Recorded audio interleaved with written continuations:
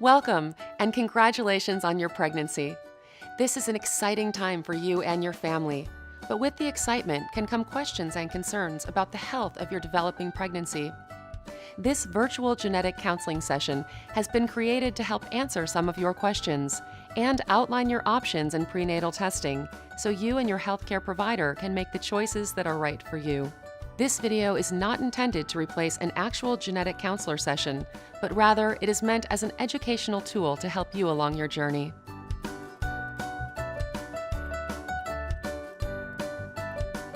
Most babies are born healthy. However, we know that as many as 1 in every 33 babies can be born with a birth defect. Most of these birth defects actually have nothing to do with anything that you or the father of the baby did or did not do before or during pregnancy. Most happen just by chance during the fertilization process. There are certain factors that might indicate that you have a higher or a lower chance for having a child with certain types of birth defects. Things like mom or dad's age during the pregnancy, or your family history or your pregnancy history can tell us if there may be a higher chance for certain conditions in your particular pregnancy. One of the more common types of birth defects that can be seen during pregnancy is called a chromosome condition.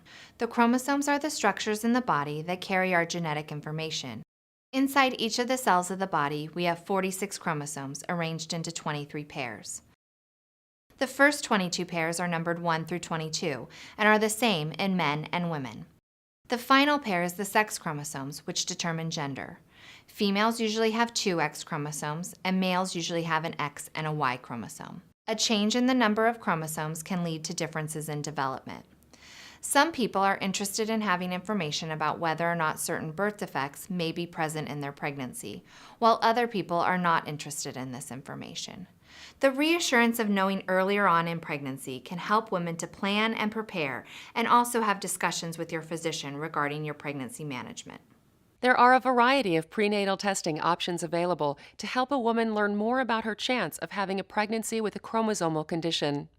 These tests fall into 2 broad categories: screening tests and diagnostic tests. A screening test is an ultrasound, a blood test, or a combination of both that can tell us if there's a higher or lower chance for certain conditions in your pregnancy. Because it's just ultrasound or a blood test, there's no risk to you or to the pregnancy with a screening test. However, we also know that screening tests will not provide definitive answers. They won't tell us for sure if these conditions are present or not in the pregnancy. Most screening tests will not look for all birth defects or all chromosome conditions in the pregnancy, but most will look for an increased risk for Down syndrome, trisomy 18, and sometimes trisomy 13. Some screening tests might also give information regarding the development of the spine or certain rare genetic conditions in the pregnancy. Some screening tests will be performed in the first trimester and some in the second trimester. Your healthcare provider will be able to review with you what particular screening options would be available to you during pregnancy. It's important to remember that a screen positive result does not indicate that the pregnancy is definitively affected. In fact, about 1 in 20 women will receive a screen positive result from traditional screening, and the vast majority of the time the pregnancy is actually unaffected. Conversely, a negative result cannot completely exclude the possibility for these conditions in your pregnancy. In fact, as many as 10 to 20% of affected pregnancies will receive a negative result with traditional screening tests. The diagnostic tests allow us to sample from the pregnancy and analyze the chromosomes completely. This allows us to exclude over 99% of all chromosome conditions that could be present in the pregnancy. The most common diagnostic tests are CVS, or chorionic villus sampling, and amnio, or amniocentesis. The CVS is usually performed in the first trimester of pregnancy and involves sampling from the placenta. The amniocentesis is usually performed in the second trimester of pregnancy and involves sampling the fluid in the amniotic sac. Either method allows us to analyze the chromosomes, and either method may allow us to perform additional tests that might be necessary based on your family or pregnancy history. Even with normal chromosome results, it's important to remember that we cannot exclude all birth defects and all genetic conditions. Finally, each of these diagnostic procedures is associated with a small but very real risk for miscarriage. CVS is associated with a risk of miscarriage of around 1% or 1 in 100. Amniocentesis is associated with a risk of miscarriage of about 0.5% or 1 in 200. A newer, more advanced screening option called non-invasive prenatal testing, or NIPT, is now available. Scientists have figured out how to use cell-free DNA in a mother's blood to test for certain chromosome conditions in her pregnancy. Cell-free DNA are small pieces of DNA floating in the bloodstream. Everyone has cell-free DNA in their blood.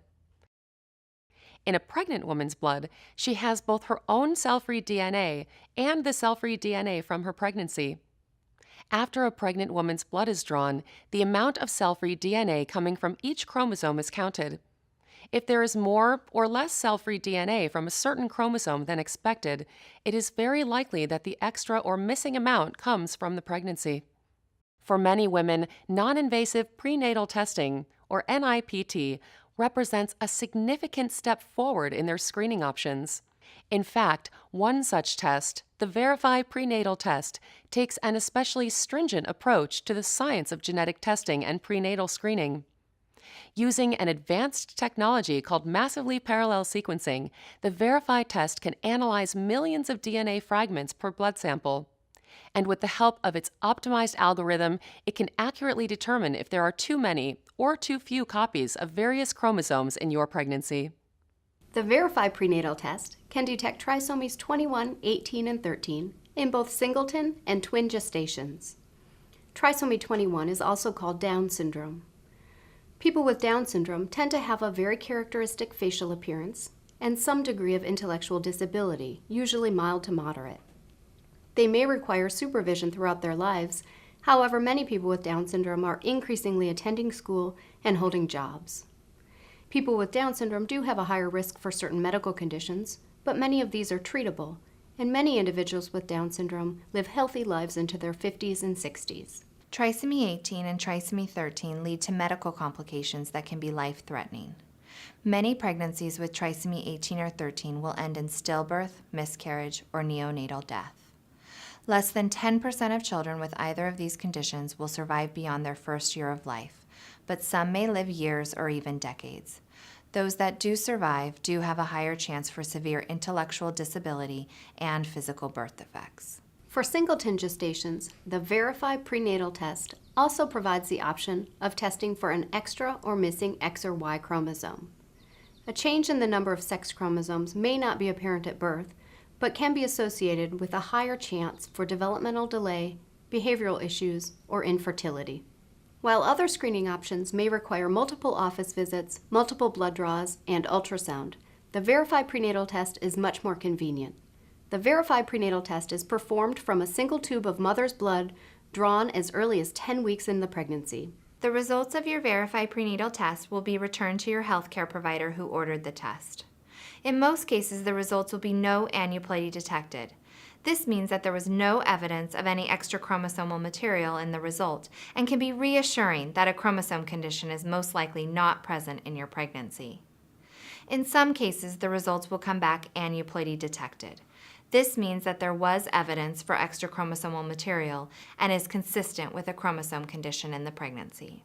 In very rare cases, the results will return aneuploidy suspected borderline value. This indicates that there is an increased chance for a chromosome condition in the pregnancy. The Verify Prenatal Test is much more accurate than traditional screening options. If a pregnancy is affected with Down syndrome, the Verify Prenatal Test will return aneuploidy detected or aneuploidy suspected over 99.9% of the time. Conversely, if a pregnancy is unaffected, the Verify Prenatal Test report will indicate no aneuploidy detected over 99% of the time. Because of the high accuracy of the Verify Prenatal Test, it is an excellent option for pregnant women who are interested in learning more about the chance for certain chromosomal conditions in their pregnancy. The Verify Prenatal Test does not screen for all birth defects or genetic conditions that may be present in a pregnancy. Based on your specific history, your healthcare provider may recommend additional testing options for you. A no aneuploidy detected result does not guarantee a healthy birth. All of the options discussed in this video are voluntary. Some women may choose to decline all of these options. Other women may choose to proceed with either screening or diagnostic testing. So how do you know if the Verify Prenatal Test might be right for you? First, you must have a confirmed singleton or twin pregnancy of at least 10 weeks gestational age. You may also have to meet at least one of the following criteria. You will be 35 years or older at the time of your delivery, or 32 years or older for a twin pregnancy. You have had a positive result on a different screening test. Your ultrasound causes increased concern for a chromosomal condition. You have a history of a chromosomal condition in a previous pregnancy or in your family. However, your healthcare provider can discuss with you whether you are an appropriate candidate for the Verify test.